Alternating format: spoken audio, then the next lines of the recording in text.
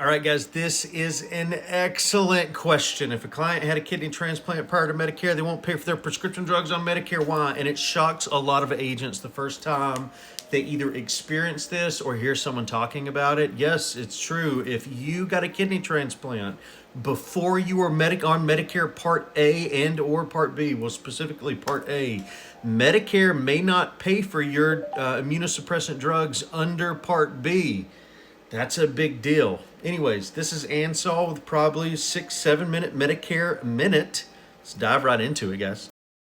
Let's break this down and we'll really start at the beginning of what Medicare is doing and then we'll get into the why. So here's the situation that I'm talking about. Let's say you've got a client and that client had a kidney transplant, I don't know, a decade ago, okay? They're doing great, they're operating normally, they're going through life, everything's perfect. But they are on anti-rejection medication or immunosuppressants, right? Because they have that new organ and they don't want their body to reject it. Because of that, they have to take these medications long-term to stop their body from rejecting this transplant. Then they age into Medicare, let's say. They turn 65, or even if they got a disability, it doesn't matter. Whatever the case, they're coming onto Medicare. And now they're thinking, perfect. Now Medicare is going to cover my health care. This is going to be great. I'll run these anti-rejection medications through Part B. They'll be covered and it'll be cheap. I'll get a Plan G. They go to do that and the pharmacy comes back and tells them, hey, your meds are not covered under Part B.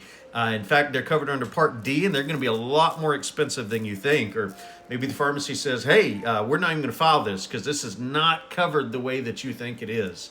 Now the family's going to panic, the client's going to panic, and they're going to call the agent in. You guys are going to get dragged into this and it's going to be a problem that you didn't even know was existing. Here's the big rule written into essentially Medicare's ESRD language. Part B of Medicare covers these immunosuppressant drugs, but it only does it in specific situations. The big one would be this.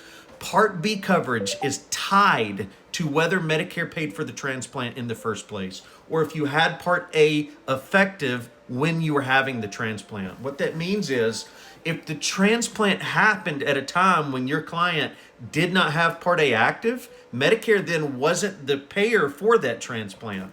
And if Medicare wasn't the payer for the transplant, they're basically saying to your member, hey, we did not cover this transplant, and because of that, you don't automatically qualify for transplant drug coverage under Part B. Now, don't shoot the messenger. I didn't write the rule. And I agree, yes, that seems really harsh, but that's the reality of Medicare's rules. It's wrote right into their ESRD coverage. So Medicare explains their kidney transplant and transplant drug coverage rules in their official kidney transplant resources. You can find this on cms.gov. There's a lot to read through, but if you got the time, you could chat GPT it. So think of it like this.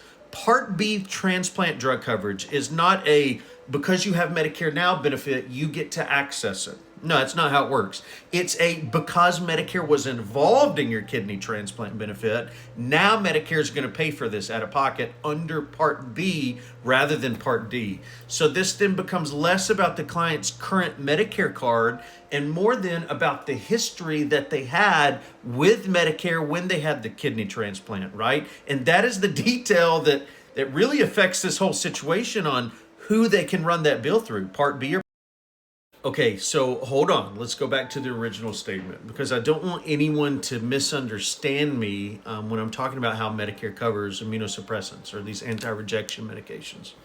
So when someone says, like the original prompt says, Medicare won't pay for their prescription drugs, that's not technically fully accurate, right? It's just running under Part B is where we have the problem. What someone typically means when they say that is, hey, Medicare Part B is not paying for their portion or their share of my members' immunosuppressants in the normal transplant way. And that's correct depending on when the transplant occurred. But remember, those drugs can still be covered another way. So, for instance, if a member has Medicare Part D, the drug plan, or even an MAPD's drug benefit, it's just going to change the mechanics of how you're getting those prescriptions filled under what portion of Medicare, right? So it's going to change the formulary rules or tier structures or prior authorizations or what network pharmacy you got to go to, the deductibles, the copays. You get it, the potential annual out-of-pocket structure from running it under Part B that a Medigap can help supplement, or under Part D that a Medigap can't. So it's not that they don't have coverage, but definitely can be that they're not covered the way you thought they would be. And there's another reason that this topic gets confusing for people, because a lot of people don't understand Medicare has a special eligibility path for people with ESRD or kidney failure, right? And in some cases, Medicare's eligibility tied to ESRD can created a new Part B immunosuppressant drug benefit for certain people who lost their full Medicare coverage, even if they still need those drugs, depending on how long it's been since they had that kidney transplant. And CMS covers this in their guidance on the ESRD in their Medicare Learning Network, if you want to look it up online. And this is a big deal because it's designed for a very specific type of person, right? Someone who needs immunosuppressants but may not have full Medicare coverage the way that you would expect them to. So this is why you'll see some people, they have coverage options that don't look like a normal MAPD or Part D setup. And here's where agents avoid getting blindsided by this, because most people just really aren't aware of it. Here's what I would do. I would ask 4 upfront questions to my member if I knew they had kidney transplant at some point in their life. Firstly, when did you have the transplant? Because that year matters. Did you have Medicare Part A at the time of your transplant? Because that's the biggest trigger on whether Part B will play ball with you or not. Are you currently taking immunosuppressants?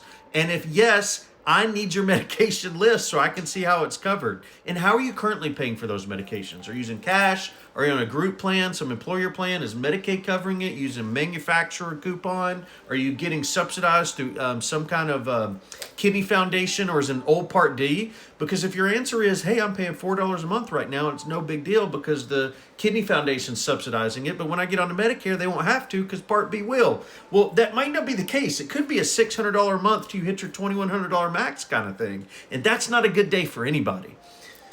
So if we're just going to look at a good example then, let's say your client had a transplant in 2012. They didn't have Medicare at the time. Even if they were eligible for Medicare, they stayed on a group plan.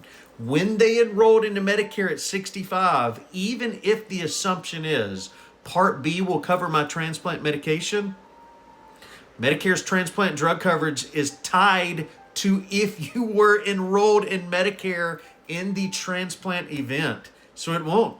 It's got to be run through Part D, or maybe a foundation will help subsidize it. So I would help that member then to navigate their formulary coverage, or I would give them the number of a local foundation that might be able to pay for this, because Part B is not going to cover those immunosuppressant drugs. Anyways, let me end it with this.